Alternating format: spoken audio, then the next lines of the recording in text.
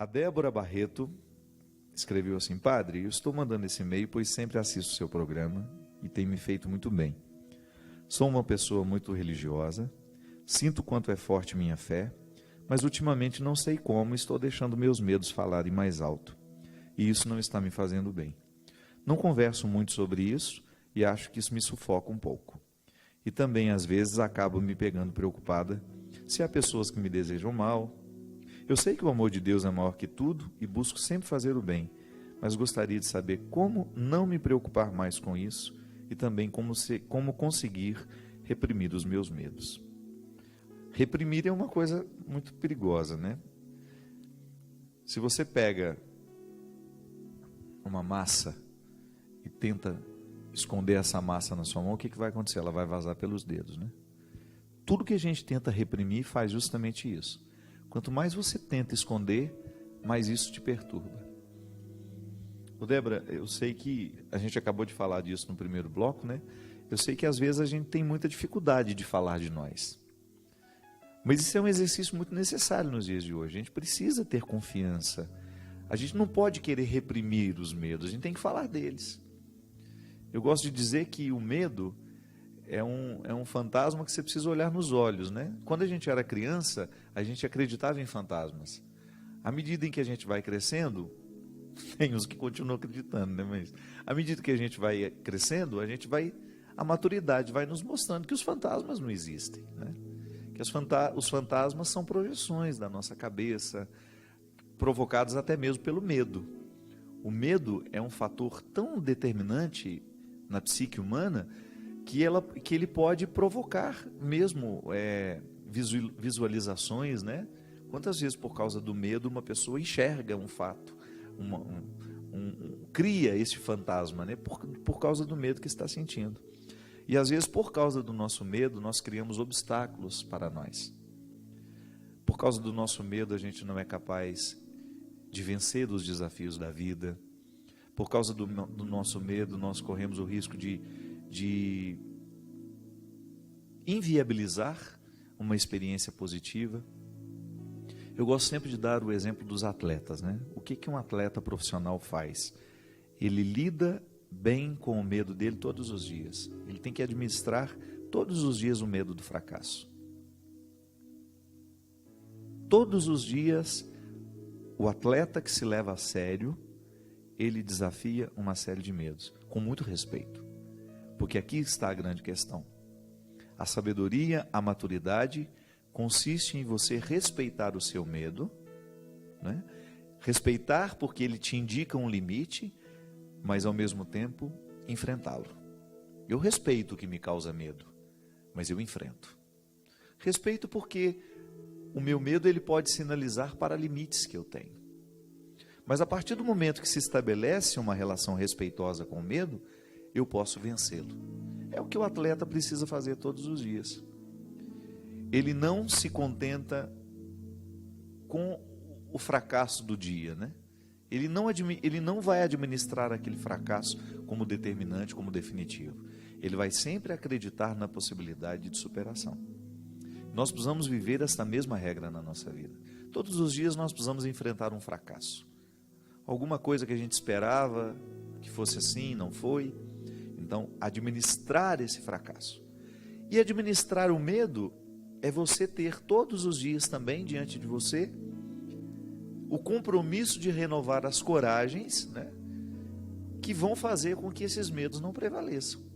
Então, toda vez que você sentir que um pensamento opressivo está tomando conta de você, e o medo é um pensamento opressivo, você ali, através de uma oração, de um pensamento positivo, ou até mesmo de uma conversa com alguém, você pode expulsar a força desse pensamento opressivo.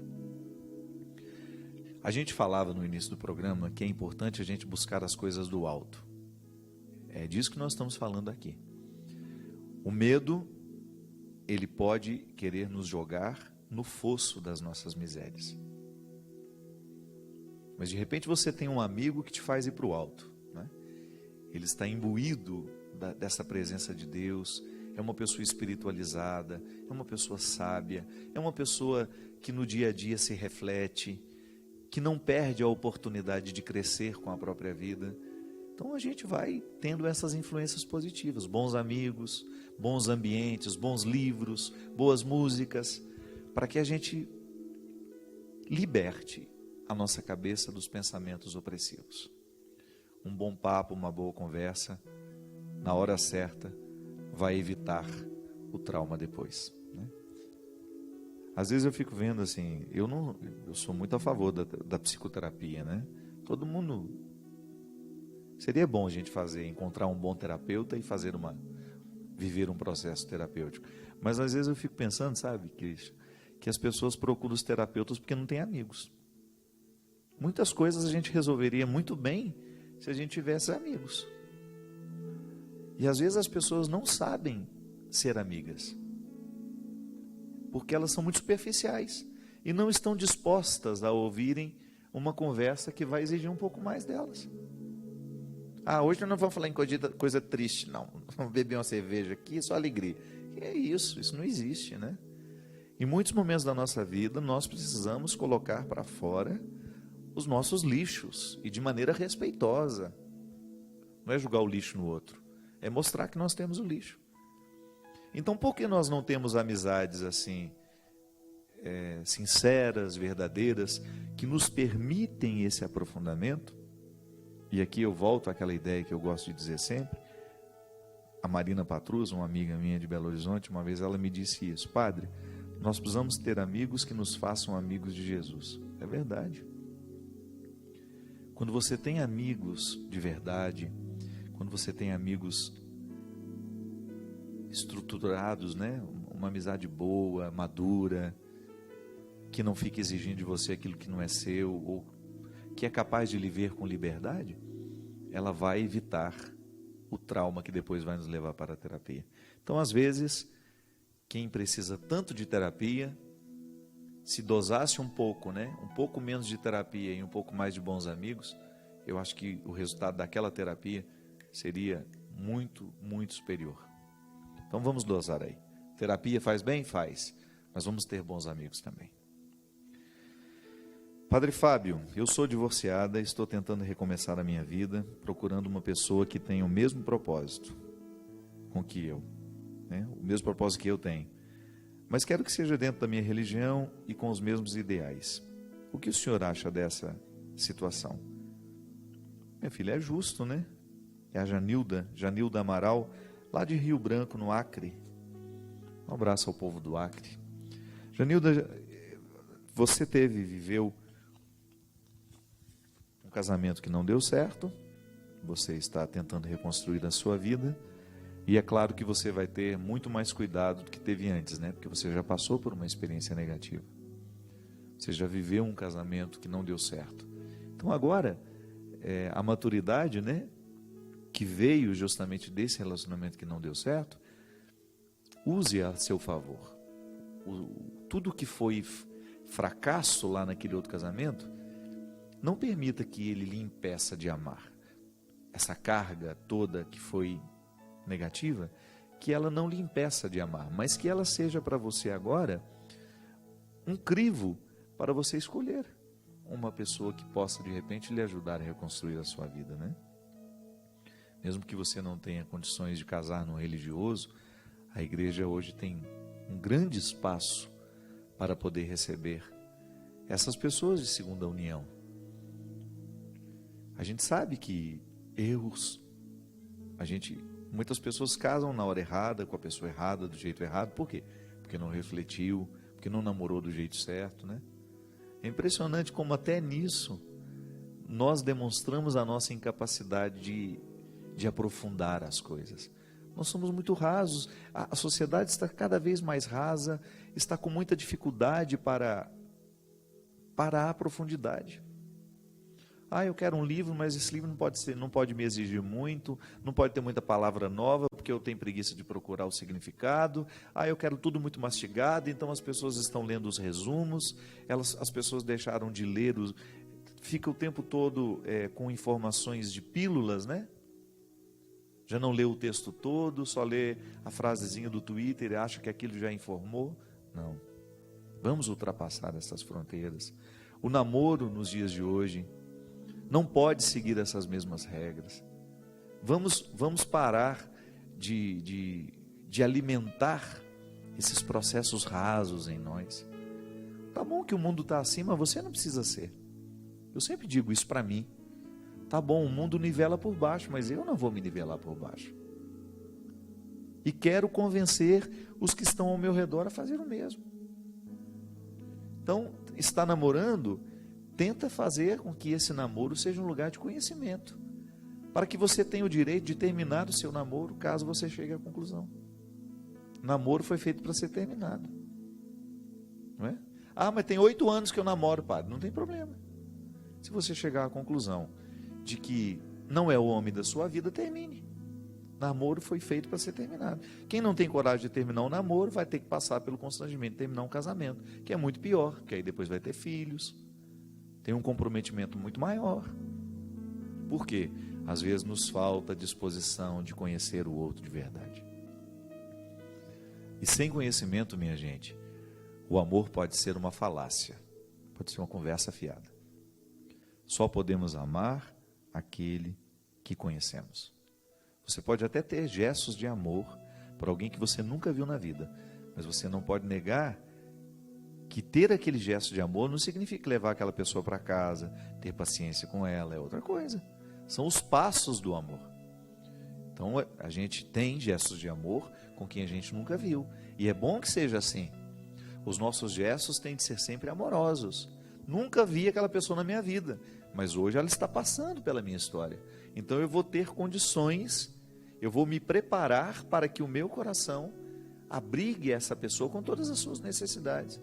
Mas depois ela vai embora, ela vai continuar a vida dela. O amor que eu estou falando é aquele de escolha. Você vai fazer parte da minha vida, nós vamos viver juntos.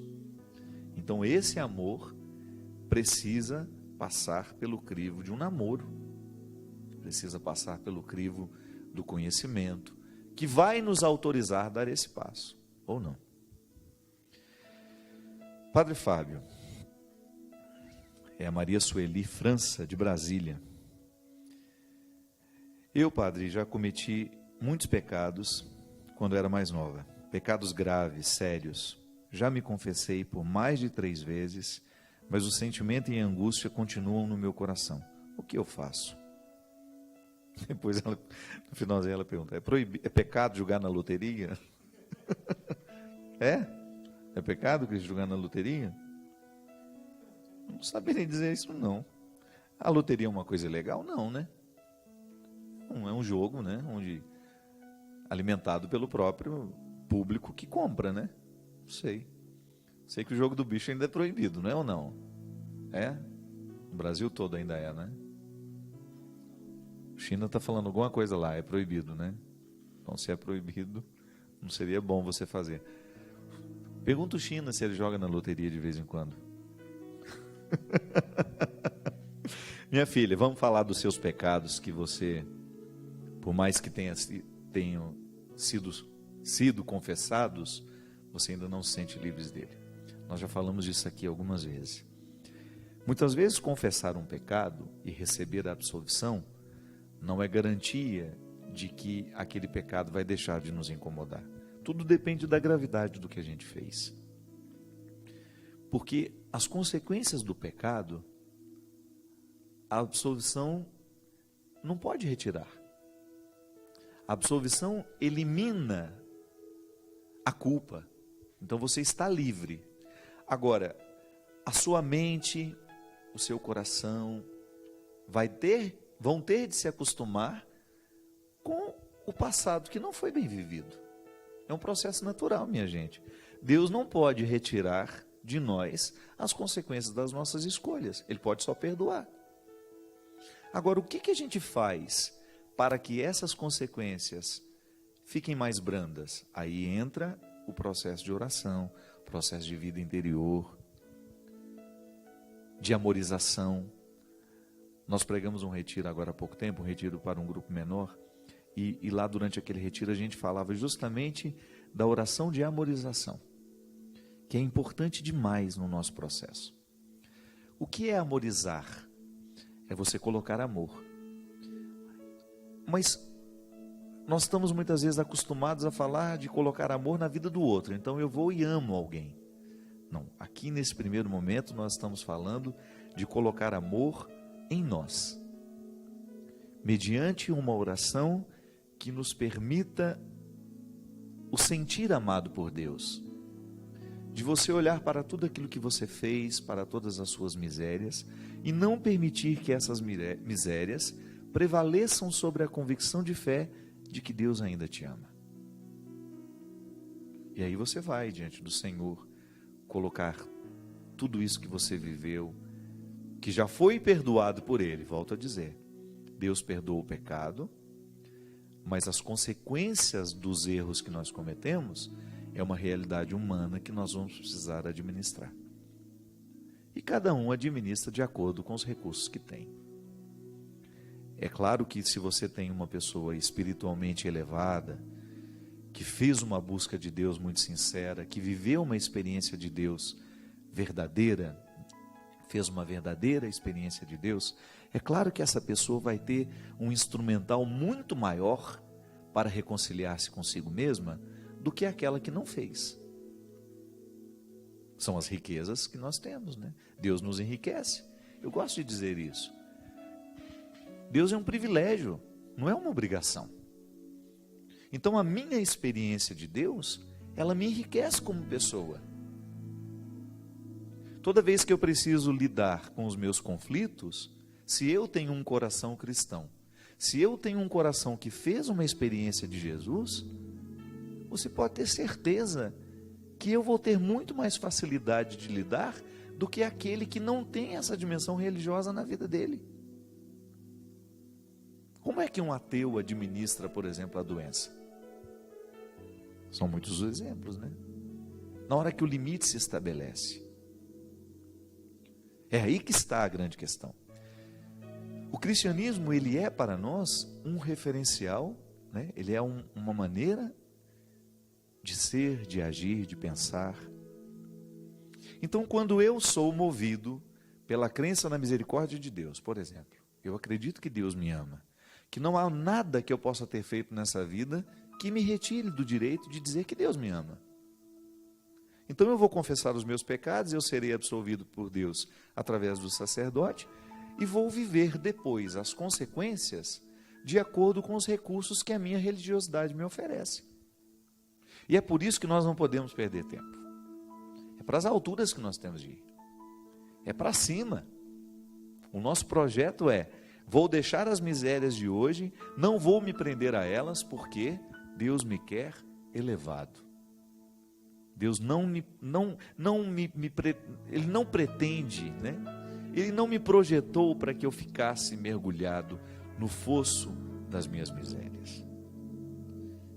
E ainda que de vez em quando eu tenha de fazer uma pausa para me recompor, para me refazer, esse tempo de pausa só tem sentido porque ele vai me proporcionar voltar às alturas. É o que eu lhe desejo. Que nas pausas da sua vida você faça a bela experiência de recompor-se para reencontrar com as alturas, que é a sua vocação. Obrigado. Obrigado pela sua companhia. Obrigado pela oportunidade de estar mais uma vez com vocês através do programa Direção Espiritual. Derrame sobre todos nós a bênção e a proteção do céu, do Deus Todo-Poderoso, Pai, Filho e Espírito Santo. Amém. Obrigado, Cristian. Até a semana que vem. Eu posso ir